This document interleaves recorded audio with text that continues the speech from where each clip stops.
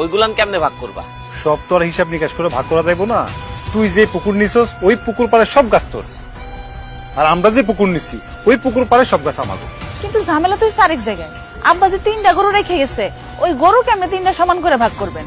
কি একটা ঝামেলার মধ্যে যাব্বা ফালাই দিয়ে গেল। গরু 4টা কেন করলো না? গরু তো 4টা দরকার ছিল। আচ্ছা 3টা যে গরু কেমনে কি ভাগ করি? এই সোজা কথাটাও তোমার মাথায় ঢুকতেছে না? গরু যেহেতু 3টা, একটা নিব ওরা, একটা নিব আমরা, আরেকটা বিক্রি করা সমান ভাগে ভাগ করা অর্ধেক টাকা নিব হেরা, অর্ধেক টাকা নিব আমরা। বাহ ভাবি বাহ, তোমার এই ভাগ করাটা আমার খুব পছন্দ হয়েছে। আর ভাইজান, আমগো রান্নাঘর যেহেতু একটা, রান্নাঘরের মাঝ বরাবর একটা বেড়া দিয়ে দিমু। ডাইন দিকে ভাবি রান্না করব, আর বাম দিকে আমার বউ। আচ্ছা ঠিক আছে, সবকিছু তো ভাগাভাগি হইলই। তোর অর্ধেক তুই বুঝে পাইছস, আর আমার অর্ধেক আমি বুঝে পাইছি।